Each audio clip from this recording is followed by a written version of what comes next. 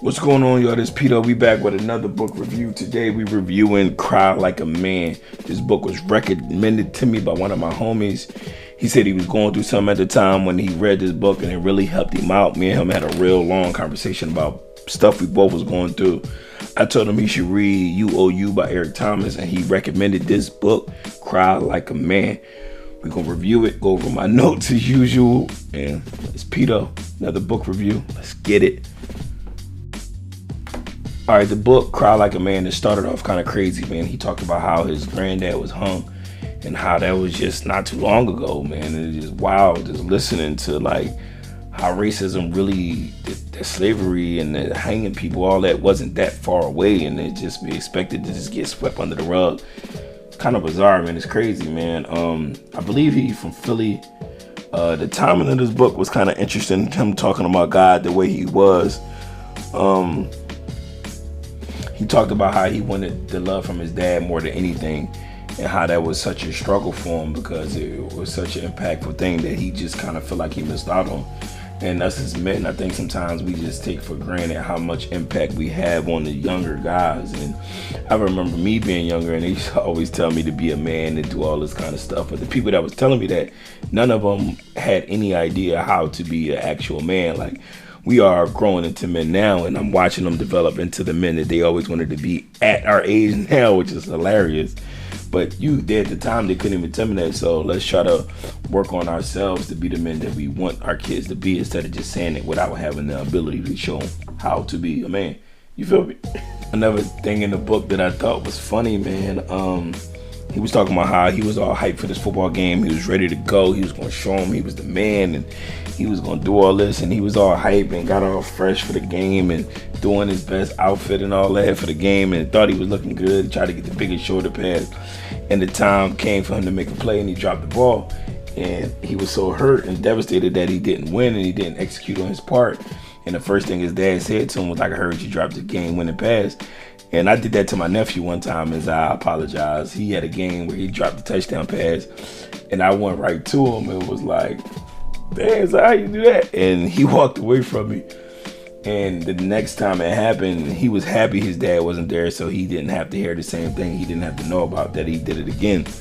So I just thought that was an interesting thing in the book, but it was like he was seeking validation from his dad so bad, and that was the only thing he got. So it was like really affecting him in a negative way. And I thought that was I thought it was a funny part of the book, but a particular topic in the book, and it's interesting to listen to him and his perspective on what he went through as a kid when it came to being pressured to have sex by other guys. And not with other guys, but by his peers. Like, yo, you should get with this girl, you should get with, you know how it is when you're younger.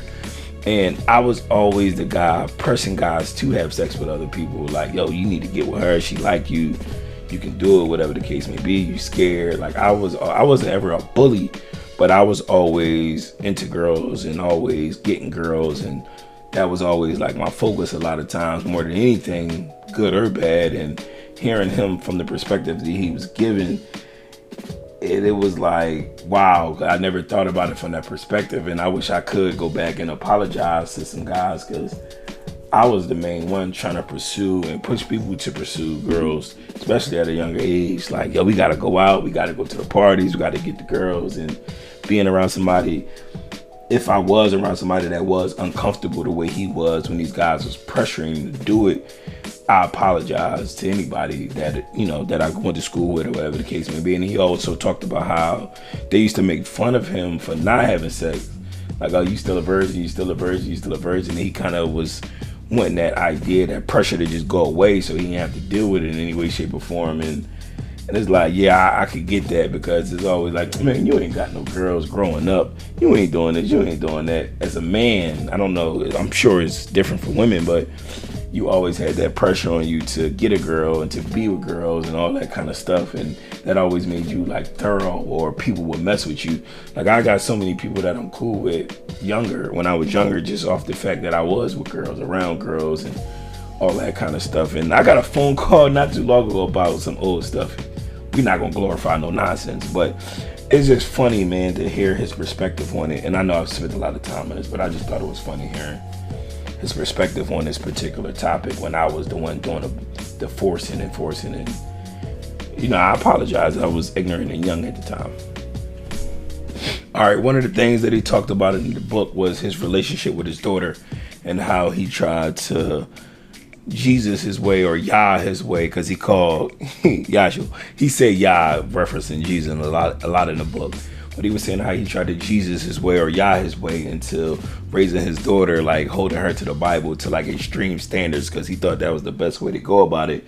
And it's just funny to listen to that part of the book, because I have a daughter and I'm trying my best to, raise her the correct way. And I love my little baby. So just hearing another man's perspective about them raising a child and how they're trying to go about it the way they best way can, I thought it was a pretty good perspective on the book. Also, he goes into a few times one of the times that he cried in front of his girl and how he never was able to do that. And it just made me think about so many men in so many situations where they cannot show affection in these relationships, and how crazy that is, and how the thought of it is just being with somebody that you can't be vulnerable with.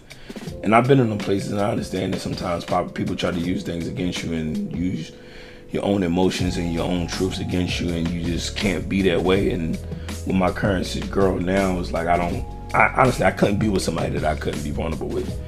But I'm not in that space, and it just made me feel sympathetic and have some empathy towards him about his current the fact that he only did it one time later in a marriage. And then that's another thing. I love how much he was fighting for his marriage and how much they was trying to make it work. Even when it was fumbles and stumbles, they always found a way to try to come back together to make and fix whatever issue it was, instead of just so easily giving up on it. That was another dope part that I thought about the book that I really kind of enjoyed. One of the things he talked about was, certain people in his life that passed away, and how he dealt with the death of one of his brothers, and later on in the book, even with his mom. And a lot of the books I've been reading lately with these black men is all about, not all about, but they got sections in these books where it's like they dealing with the death of their moms. And it was like, I don't know, it's just weird, man. Like, I keep hearing these same kind of stories about people losing their moms. I want to spend some time with my mom today, actually, and help her out around the house. But it's just weird that I keep hearing the same thing about these men losing their moms in these books, and he dealt with it, and how she was going through Alzheimer's and not remembering them completely. And it was like really hard, man, just imagining trying to, do your best you can for somebody that's been there your whole life, and it's just a struggle trying to take care of them and trying to be there for them, and they just don't recognize or remember, it's not as sharp as they used to be. And he was saying that's when he realized that love is conditional, because a lot of people stopped going to see his mom, and she was like really hurt, like, why ain't nobody coming to see me? And like, that just had to be hard to even go through an experience. And it really was tough, man, to even read and listen to it, how much, like, it's just a crazy situation when people getting up in them latter years and they start losing all of their, sharpness. It just was a tough read. That's one thing about the book that I definitely stuck out to me. You know what I mean? There's only one thing that I struggle with this book, because I struggle with my spirituality a lot. I'm trying my best. I'm trying to really reestablish on my own terms, not just what I grew up on or what I learned before, but there was a lot of Joshua and Jesus in this book, and sometimes it just seemed a little overkill or a little, but I can't question or even talk bad or even look down or any of that on any man's spirituality when I'm struggling with mine so bad. The passion he had for God and Jesus and all of that, you got to respect it and understand it.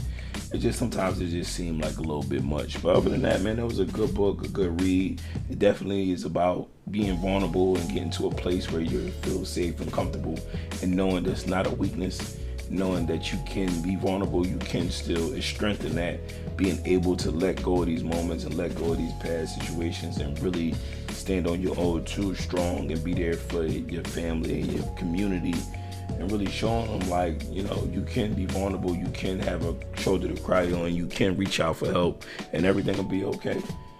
I think we do need more of that in our community, where people can feel safe. And in his book, he definitely has a lot of different communities and different activists and different groups that you can join and talk to.